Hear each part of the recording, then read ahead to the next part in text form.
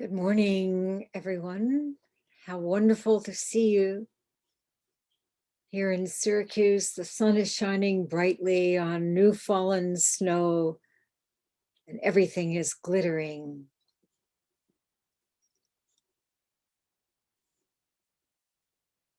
We'll be holding March on session this coming weekend and commemorating Nakagawa Soen Roshi,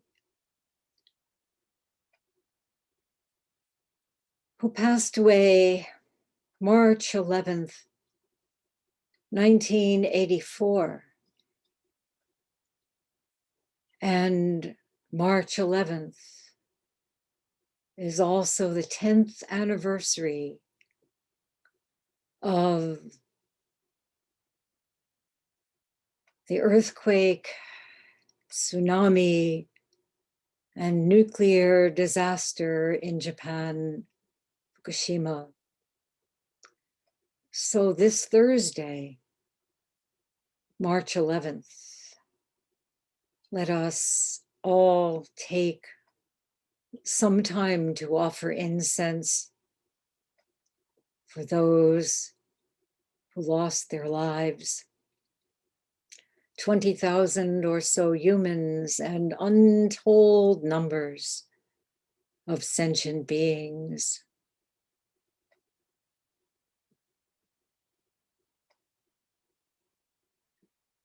And there's a film made of that disaster that Tricycle magazine is making available online. And I believe that Myogen can give us some details in the chat for that. It's being offered, I think, until April 2nd. So this morning, I'm happy to introduce Kuushu Damir Jamsek, who will do the Dharma talk. He's been a student of mine for more than 30 years and leads a Zen group at his Aikido Shinkage dojo in Austin, Texas. And I ordained him along with Jishin last year. So Kuushu, please take over. Hi, good morning, everybody. Good afternoon, good evening, wherever you may be in this international Zen Zoom meeting. So many of us know each other through the years of practice. And many of you I've come to know over this last year through the Zoom meetings. I've learned your faces, the discussion groups, and many of you, probably we have more time coming to get to know each other. But I thank all of you for this practice. Especially right now, I'd like to thank Shinge Roshi for this opportunity to speak. In preparation, this was a chance for introspection, self-reflection. Another way to say introspection, self-reflection is nerve-wracking preparation. Yeah, so if I had to add a title to this talk, it would be, How Did I Get Here Today? So it'll be some reflections and some, I hope, maybe interesting activities that have taken that I've taken part in the past, and I don't know how this is going to go, and I will be very mindful of the clock that's next to me here in front of me, and I'm just lighting an incense. As I was preparing, I was thinking about the threads of activities that have been part of my life to this point. And I came up with 4 separate threads, all interwoven, 4 separate threads that are inseparable. And so I'll spend a little bit of time just describing those and then see where I go from there in terms of what was impactful to me, what was inspirational, and how I got here. The first thread I want to pull on is Zen Center of Syracuse and my gratitude to Shinge Roshi. This has been a continuous, albeit up and down, but I'll explain that as I talk for a few minutes. But it's been continuous since the first day that I met Shinge Roshi. I was a graduate student at Syracuse University in the engineering department. And for various influences that I'll say something about, I wanted, I heard about the Zen Center of Syracuse. And my first encounter with Shinge Roshi was at Hendricks Chapel on the campus of Syracuse University. Roshi was giving some talk and introduction to Zen. I attended it. And every time I hear about the activity at Hendricks Chapel and the continuous current activity with students on the university campus, Joraku Sensei's activities and teachings there, it takes me back immediately to 25-year-old me, wondering, what is she talking about? But at the end of the presentation, I introduced myself to Roshi and she said, sure, come sit. So, that's the first thread, and I'll say some more about it. The second thread is, as I said, I was a graduate student in computer engineering, always been, have an affinity for math and, became an engineer, and that's been my career, my job. And I'll also say not much about it, but a little bit about it later. The third thread is the one that's occupied much of my time and energy over the last period, many decades, is martial arts. I started and martial arts, or I'll say Budo sometimes, martial way, the Japanese word for it, just because it comes out naturally. I don't use the word English martial arts that often. But I started that when I was 17 years old and have continued it for 40 years. So now you can do the math.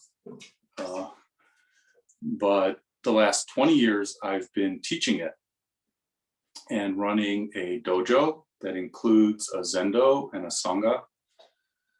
And that's been very central. The fourth thread is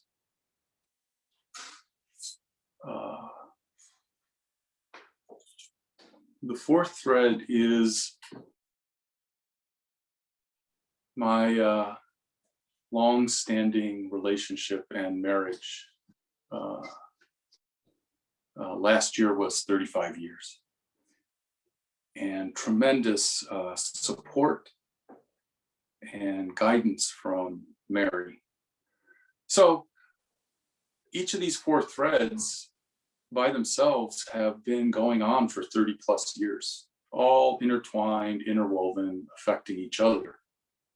As I think your lives do. You have many components, family, work, practice, and they all affect each other. And we have to find a way to balance them, especially up until the ordination last year. My 30 years was as a lay practitioner, as most of you are.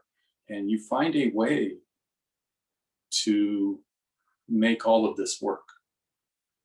So if I dive in a little bit to the first thread, Zen Center of Syracuse, this was, I mentioned something about it in my little couple words during my ordination about the first encounter. I won't repeat it, but I finally made my way to the Zendo, and it was a year or so, a little more than a year before Maureen Stewart Roshi passed away. But I was not aware enough or smart enough to take advantage of that, and I never had a chance to meet her.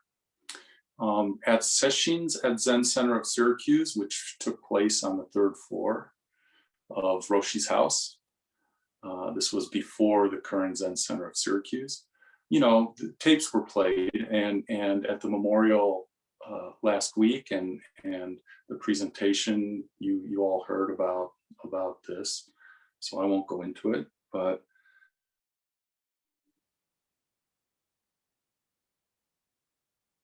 I spent about 3 years in graduate school there before I graduated, and sitting at Zen Center of Syracuse, receiving Roshi's teaching.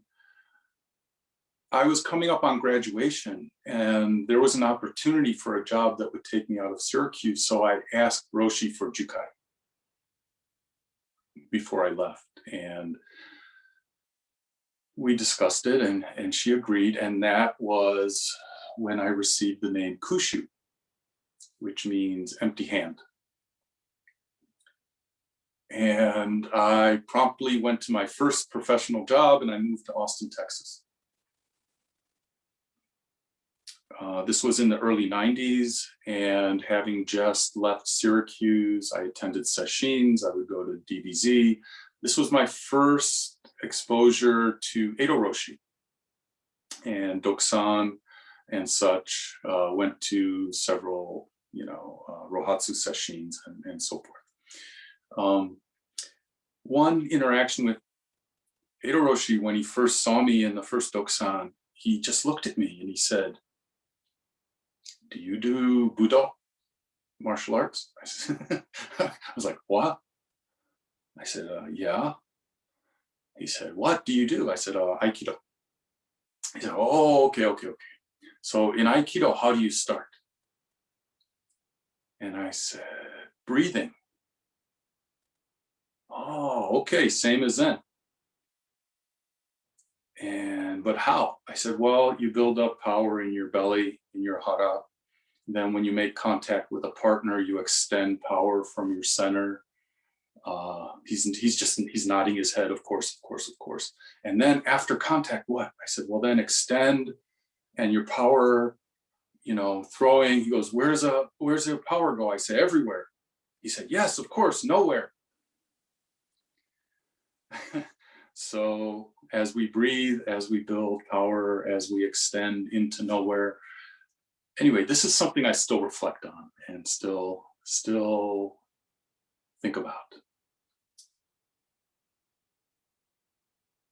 During a couple years in Austin, then my job changed. I moved back to central New York. I moved to Ithaca, and I took a job there with a small company.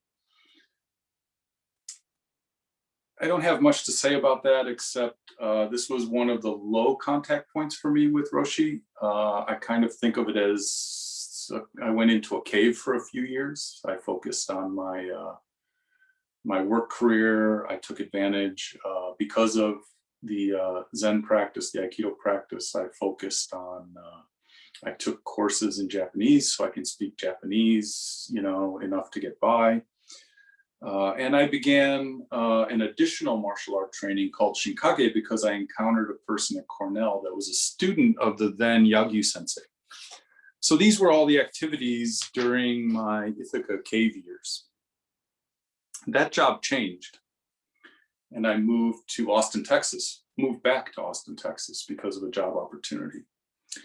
And when I moved there, there was no practice. I went around to some of the groups. There was a Rinzai group from Sasaki Roshi. I sat with them regularly. There was a fellow who was starting a Soto group associated with San Francisco Zen Center. I sat with them. At some point, I started an Aikido dojo, and I decided to, begin a Zazenkai sitting group inside the dojo. And this developed a small sangha with Roshi's support. And at that time, in the early 2000s, she would travel to Austin once a year and have weekend sessions with us and instruct us. And she got to know Austin a bit. And it was also in these 2000s where there were a few trips to Japan that Shinge Roshi and Kaz Tanahashi led. And so I went as one of the people who could speak Japanese. It was quite fun shepherding 15 or so non-Japanese speakers around Japan for a while, trying to get from here to there. And it was quite a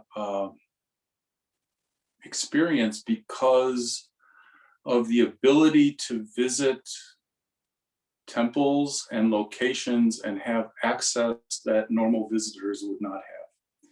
We had tea with Keito Roshi at Tofukuji. We had tea with the abbot of Engakuji. We went to a ceremony led by the Kancho of Myoshinji.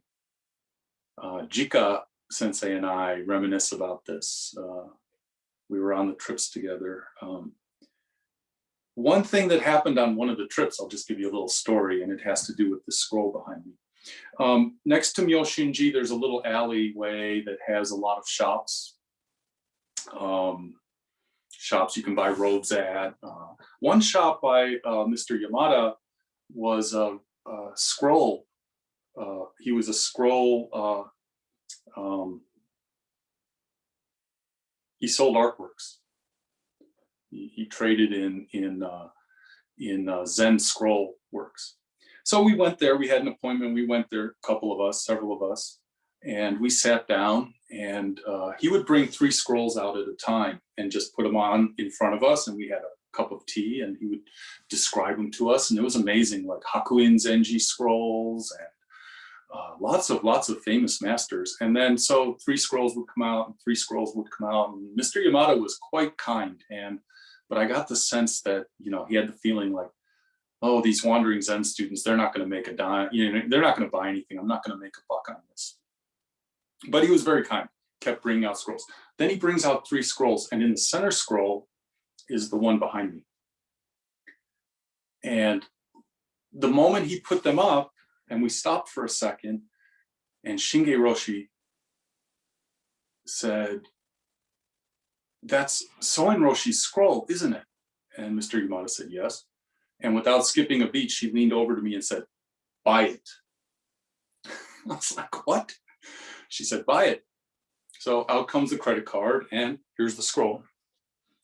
And so I've had it now for going on 20 years. It comes out once a year for airing and hanging. And I'm hoping that, it's kind of crooked. I think that's my thing that's crooked here. Yeah, okay.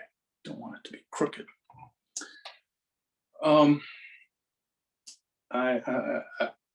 have not brought it to Hoenji to date, but maybe at some point we can hang it in Hoenji and so on. So the Japanese trips went on, and as you know, at some point Shinge Roshi became quite busy taking over the full responsibility for Zen Studies Society. This curtailed her activities in Austin, just too busy. So I carried on in Austin.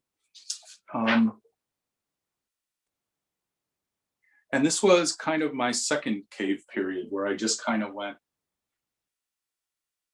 quiet for a while and stayed in Austin. I better hurry up, I see the time. Anyway, during this time, I would do readings, I would lead the Aikido practice in Austin, and and just try to keep up the energy of practice for myself and for the members of the Sangha. And this is what we do for each other as we practice together like this, is we keep up, there's personal effort, but there's also the effort of the group and the community. And this has been my driving, even though I'm teaching this martial art, the primary activity is the group. And then in addition, studies. In preparation for this talk, one thing that I read a lot, and I think Jika in her talk mentioned Ecclesiastes also, and I read Ecclesiastes. I'm reading or I have been reading for many years, a version that's a translation by a rabbi, Rabbi Shapiro. And, the usual translation of the first line is something like vanity of vanities, all is vanity. But in this translation, I'll just read it. Emptiness. Emptiness upon emptiness. The world is fleeting of form, empty of permanence, void of surety, without certainty. Like a breath breathed once and gone, all things rise and fall. Understand emptiness, and tranquility replaces anxiety. Understand emptiness, and compassion replaces jealousy. Understand emptiness, and you will cease to excuse suffering and begin to alleviate it. So it's quite interesting. This grown-up Roman Catholic boy, newly minted Buddhist priest is reading you a rabbi's translation of the Old Testament. Go figure. But it's quite correct, isn't it?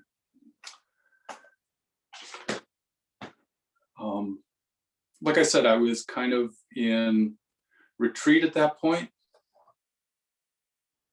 Minimal interaction with Roshi, but then one day the phone rings. Kuushu, aren't you coming to Harvest Wind session? Noritake Roshi is going to be there, and I would like you to do translation for him. What? I cannot. My Japanese isn't good enough. She said, no, you'll be fine, right? You've all heard that one, right? No, you'll be fine. You'll be fine. So she gave me Noritake Roshi's phone number, told me to call him at Shinji. I'm like, what? I can't call Roshi. But I called him. He speaks a little English because he has American students and travels to the US, or, did for some number of years, or maybe still does. But he picks up the phone. Hello, Noritake. I said, Roshi, this is Kuushu from the US. Okay, yes, I was waiting for your phone call. Blah, blah, blah, we're talking. He goes, no problem, you'll be okay. I'll send you some preparatory material. You can study it. This was about 3 months ahead of session. So he sent me this 20 pages of dense Japanese text. He goes, just understand this, you'll be fine. What? So for 3 months, little by little, translation, line by line, yielded some 80 pages of stuff. Anyway, then we had session, and it was wonderful.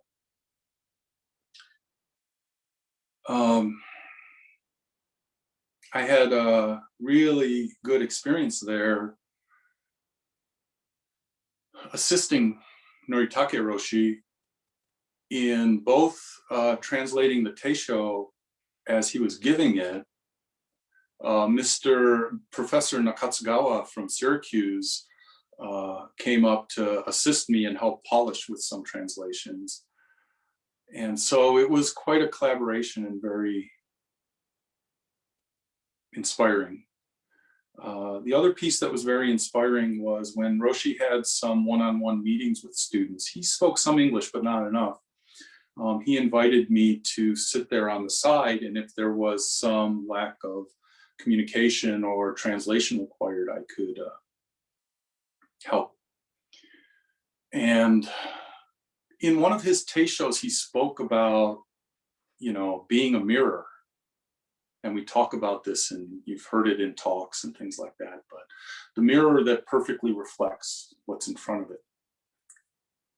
And the one thing that I really got affected by is how he related to every single person that came in to see him. He became them. If they were anxious, he didn't become anxious, but he understood it and accepted it. If they were joyous because they just had an experience, some personal experience, then he was joyous. This I saw not just in his talk about a mirror, but in his activity, where he could just, in a moment, recognize the other person's state of being. The final lesson that I got from him before session ended, it was actually on the very last day, and it's something that I am not really good at myself, and I have to keep working at, is leave no trace. So session ended, and I went to his room to help him carry his bags to the car, and he was down to his work clothes on his knees scrubbing the floor. This is a 78, or I don't know how, I can't remember how old. And he's scrubbing the floor, and I quickly, grabbed the rag from him and said, "I'll do it." And he grabbed it back. He says, "No, I have to do it.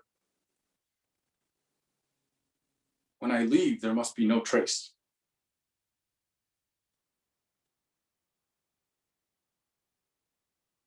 And I was like, wow.